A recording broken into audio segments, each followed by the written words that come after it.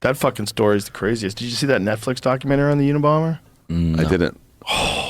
It's nuts, man. When he was a baby, he had some sort of a disease, and so they had to take him to a hospital, and he wasn't allowed to have contact with people. So his parents weren't allowed to see him. No one was allowed to see him. And I think it was for like months. Jesus. And Wow. for a baby to not be touched for months, Oh my God. just cracks you. So then this poor fuck goes to Harvard, and they enroll him in the LSD studies.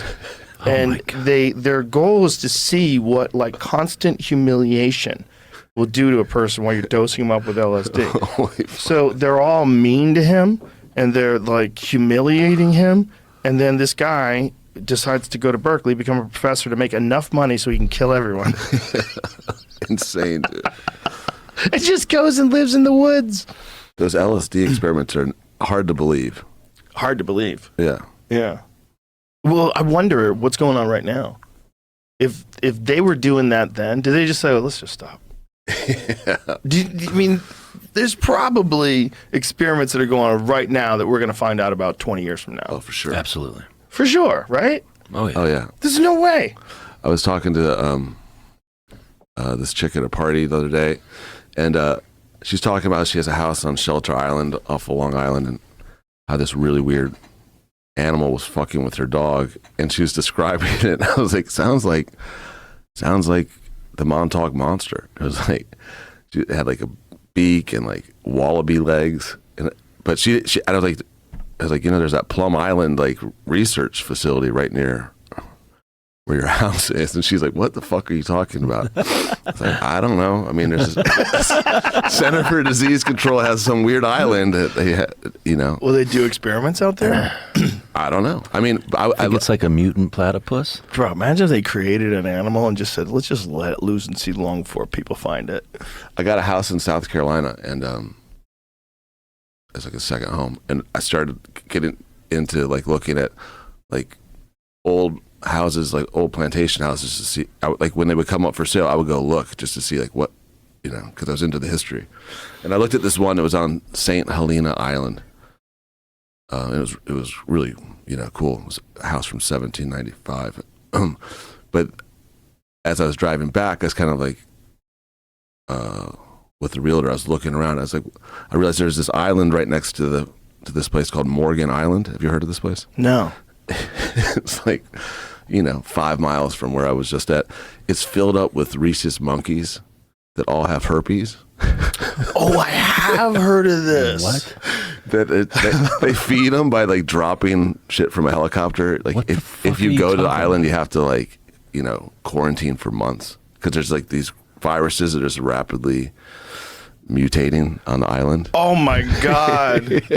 Bro, nothing good happens on islands. I'm just like, If someone has a private island, there's nothing good happening on that island. yeah. Once you have your own island, that's like you're off the deep end. You know what I mean? Like any story sounds so much sketchier if it's on an island. Well, maybe the Unabomber would have been more chill if he had an island versus a cabin. He'd probably just be shooting people Just from the messages island. in a bottle. Long range rifle from the island. You could have just intercepted all of his packages. He would never know. Right. Yeah. Hey, Ted's sending out packages. Yeah. Keep an eye Send out out for him. packages. Yeah. It's funny that his brother recognized that it was him.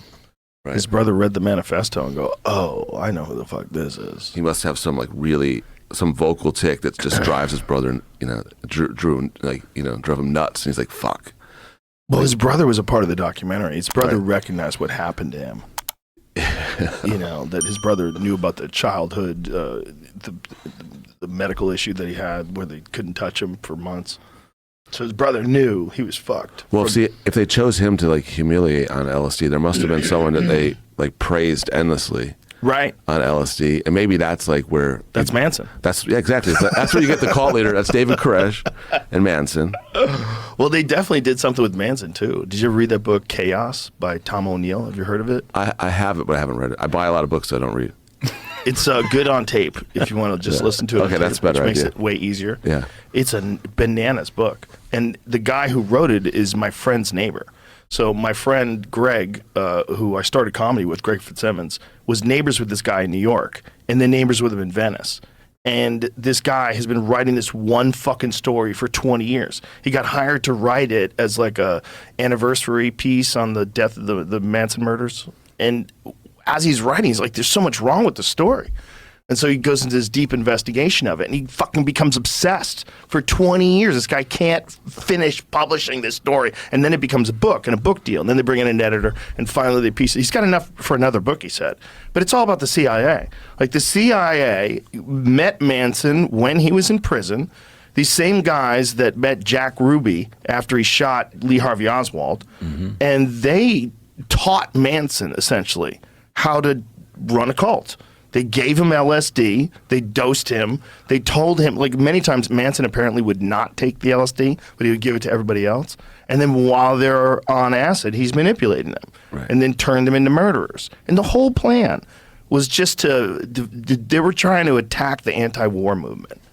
And the best way to do it was, like, instead of making this hippie movement, like this beautiful thing we should all embrace, love and peace, let's make it violent psychos that cut babies out of pregnant women and write pig on the wall with their blood. Let's do that. And so they did that, and it worked. It's insane. It's insane. And that's what they used to pass that Psychedelics Act in 1970. That's those same tactics. The whole idea was stop the anti-war movement, stop the civil rights movement. It's crazy. This is our government. We worked at a studio last year in Los Angeles that apparently Manson recorded a bunch of stuff at. And it was crazy because this studio, it's called Valentine Studios. This guy built it like in the early 60s. He was a Capitol Records producer, and he built his own studio so he could do shit outside of Capitol Records. And I guess he's into jazz, and like I guess Capitol Records is famous, world famous. Got these echo chambers that are very unique to it and very special. And he had the blueprints for the originals and just created copies of the studio. And apparently, like as the music scene turned more to rock, like the guy just got completely fed up with, because he was used to like cutting 4 songs in a day, and now they've got like a bunch of stoners working on like one guitar solo for 8 hours. So apparently he just like mothballed the place in the early 70s and like used it as a storage facility for he was into cars. He was into those little Nash Metropolitan cars. So like it had all these Nash parts, and then the guy passed away, and someone got wind that the studio was there, and so this dude Nick like cleaned it all out. So when you go to the studio, it looks exactly like it did in like 1969.